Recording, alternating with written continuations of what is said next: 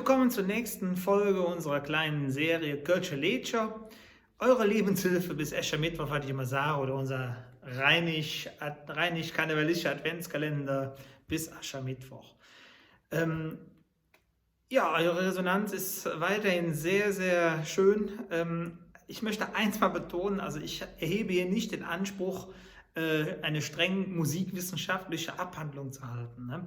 Das ist ja nicht mir Vorhaben. Mir Vorhaben ist eigentlich, dass ich euch ein bisschen Freude bringe, selbst verliere und dann natürlich einfach so ein bisschen die Zeit überbrücke bis Karneval, bis zum Fasteljahr, dass man da ein bisschen so die Zeit nutzt, weil das ja auch alles jetzt ruhig ist, weil man sich dann vielleicht auch über ein paar Sachen besinnen kann, die sonst so ein bisschen hinge runde falle in dem ganzen Stress und so, was wir so haben. Deswegen, ja, habe ich mir überlegt, das zu machen. Ich wollte das ja eigentlich nur 3-4 Mal machen bis Aschermittwoch. Daraus ist jetzt jeden Tag eine Viertelwoche. Ja, und es ist ein spannendes Thema und das geht sich immer ab, wenn ihr Vorschlag hat und Wünsche hat, was ihr ins beleuchten soll, melde ich einfach. Wenn ich es umsetzen kann, mache ich das natürlich gerne. Aber wie gesagt, es ist nicht musikwissenschaftliche Mähen. Das gibt bestimmt viele Sachen, die man dann noch ergänzen kann. Manche machen das auch hier drunter, der Filme finde ich auch gut, bin ich total offen. Also ich bin da auch nicht Gott, wenn das irgendwie, wenn ich da verbessert werde oder so. Wie gesagt, ich habe das ja nicht studiert, also ich habe schon Trompet studiert und Musik, aber nicht jetzt Kölsche Musik. Obwohl ich mit Musikwissenschaftsarbeit auch darüber schreibe, ein anderes Thema. Gut, heute wollen wir Musik machen. Ich habe ja gerade davon gesprochen, dass all die ruhig ist und dass man vielleicht mehr Muße hat, sich da drauf einzulassen. Ich möchte auf die Krätze kommen. Das ist natürlich eine ganz spezielle Sache. Da habe ich dann auch schwer, das umzusetzen mit mir getreut, weil die Krätze natürlich viel vom Text leben. Das ist nicht so einfach, aber da habe ich mal jetzt überlegt. Ich will hoffen, ihr habt da trotzdem Spaß dran. Ne? So, Krätze kann in 2 Versionen rüberkommen. Das eine ist als Mundvortrag, ganz normal, ne? So eine Verzell, die man so hört, von mir aus auch an der Theke. Da gibt es ja manche, die haben so eine Verzell, da liegt man dann an der Erde, wenn die das erzählen.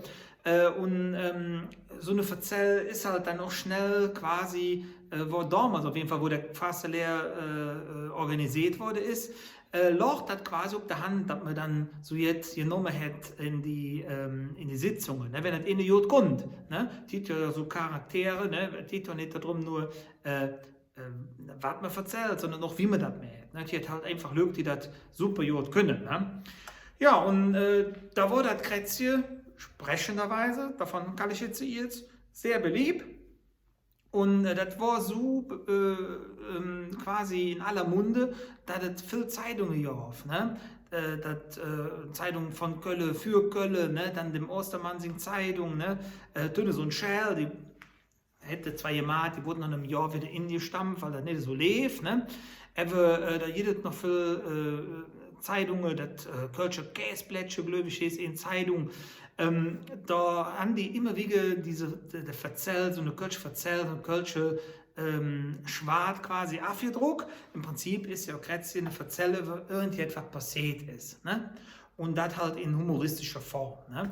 So zum Beispiel auch eine Geschichte, da habe ich gelesen, fand ich ganz lustig. Da will ich jetzt ebenfalls als Beispiel bringen. Ne? Da haben 3 Junge in einer Apotheke. Und der Apotheker steht hinter der Theke, dreht sich rum, ne, und schaut und sieht die 3 Fenster da stehen. Ne. Dann sagt er zu dem Arzt, was willst du denn? Und dann sagt er, ja, ich hätte ja ein Salmiakpastillchen für 10 Pfennig. Da schaut der Apotheker der an, schaut den Cereal, klümp auf die Läde, griff ganz auf in das letzte Jahr, hört die Salmiakpastillchen, jeft die dem. Sagt der Hesse so. Gut, der Zweite, ne, was willst du denn? Ja, ich hätte auch gern Salmiakpastillchen für 10 Pfennig. Sagt der Apotheker, das geht doch ja nicht. Kümp jetzt, geht auf die Läde, geht wieder in das oberste Real, nimmt sich die Pastille, guter Raff, hey, hesse sie, Leute, der Dritte an. Jetzt sag nur nicht, du willst auch jetzt Salmiakpastillchen haben für 10 Pfennig. Dann sagt der Junge, nee, will ich nicht. Da hast du aber Glück gehabt. Was willst du dann? Ja, ich will Salmiakpastillchen für 5 Pfennig.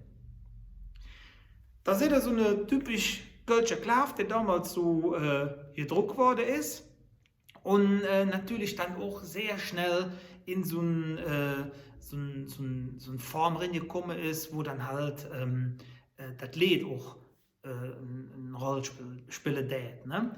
Da ist das dann in Liedform gebracht worden, ne? Und das war super, super beliebt bei der Lück und hat richtig Stimmung in die Sitzung gebracht, ne?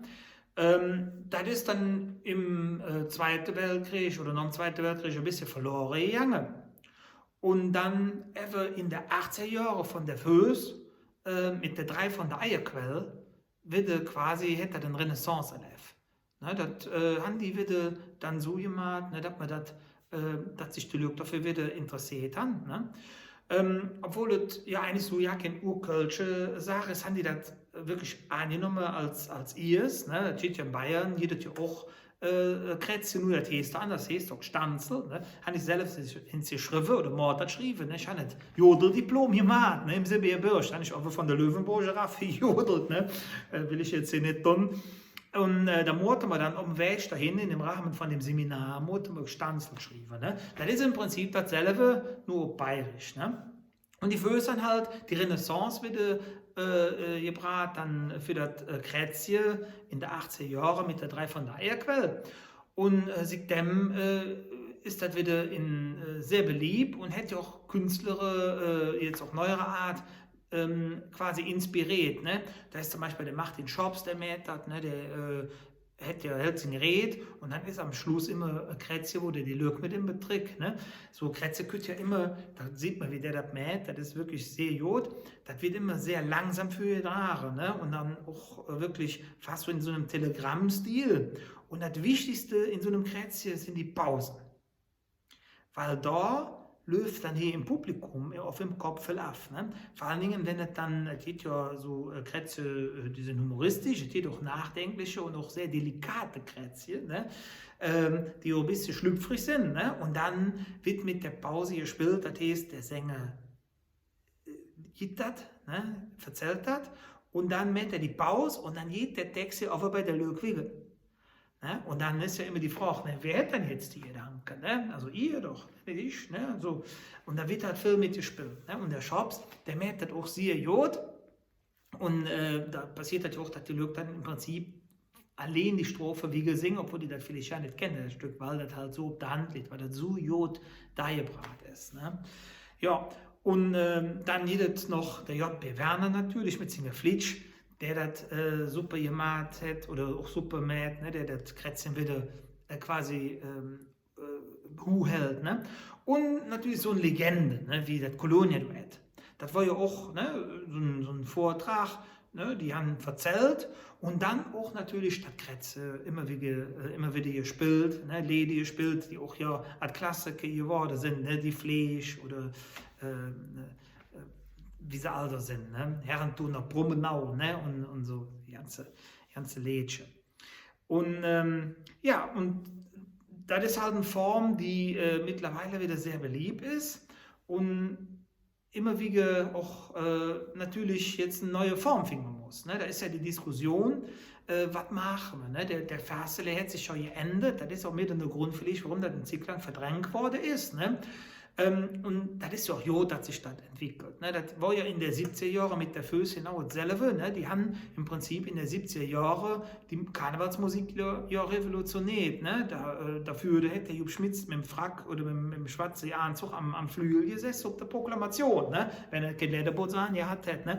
Und dann kommen die Föß, das war jetzt ganz anderes. Ne? Die haben die Beatmusikerin gebracht in der Faste leer. Und haben das revolutioniert, dann auch, ist das ja total etabliert und alle sagen, toll, da am Anfang, ja, bestimmt auch Leute, die gesagt haben, ja, das will was ist das dann, was machen die da jetzt hier, ne?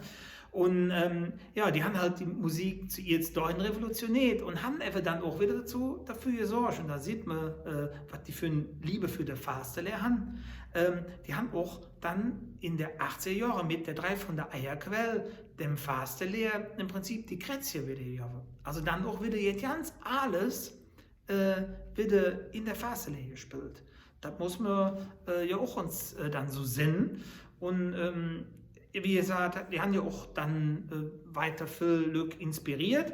Ne, die hat ja mittlerweile dann auch viele Sitzungen, die sich mit der Nostalgie beschäftigen, ne, weil so Kretze natürlich ein bisschen Umfeld braucht. Ne, das ist ja ganz klar, ne, wenn da Rambazamba ist, ne, und Krawall, dann kann man mit so einem Krätzchen da ja nicht ankommen. Das will man ja vielleicht auch ja nicht, ne, weil man ja eine ganz andere Voraussetzung braucht in so einem Saal. Und deswegen wird dann halt da an der Umfeld geschaffen. Hier die Nostalgie-Sitzungen, ne? Der Wiki Junggeburt, der mehr so Nostalgie-Veranstaltungen, wo dann halt diese Art von Kölscher Musik und auch Kölscher Klav wirklich eine Rolle hier wird. Ne? Und das ist eigentlich, denke ich mal, der Weg, den man haben muss. Ne?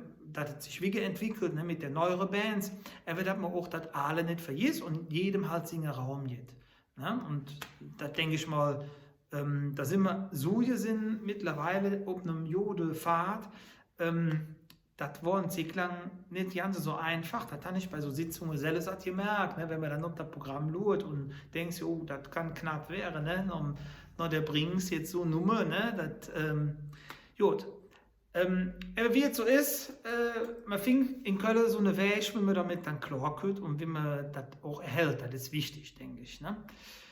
Ja, und ich spiele euch jetzt, da habe ich ja eben gesagt, ist nicht ganz so einfach für mich, weil ich ja mit der Tröd jetzt so Krätzchen, also das passt irgendwie nicht zusammen. Also ich kenne kein Krätzchenskapell, die ein Tröd dabei hat, weil da ja der Text im Vordergrund steht und weil die Musik total reduziert ist. Ne? Also ein Quetsch, 3 Akkorde, fertig. Ne? Mir passiert da ja nicht. Und Tröte und Singen ging jetzt auch nicht. Und da habe ich euch jetzt einfach ein Liedchen rausgehört, weil dazu passt. Vielleicht auch, weil die auch ein bisschen in die Richtung gegangen sind. Ich spreche vom Eilemann Trio und da spiele ich euch Camello aus Köln. Das hier doch nur in Köln. Viel Spaß.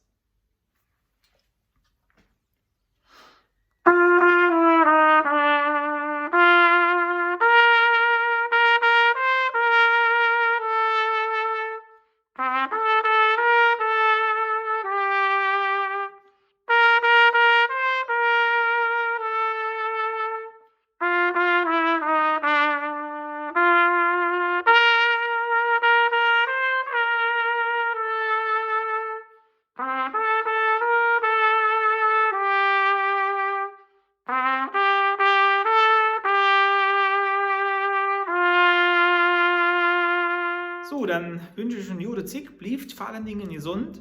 Und eins möchte ich noch sagen, ich erfinde das Rad ja nicht neu. Ist ja nicht so, dass ich das jetzt alles für mich, oder dass ich ja der Funge habe jetzt sehe. Ich lese mir da ja auch viel an und deswegen empfehle ich euch die Internetseite kölschsacko.de. Da findet man viel, wenn man sich für Krätze interessiert, finde ich sehr informativ. Und ansonsten, wie gesagt, ja, bin ich offen für alles, was er mir bringt.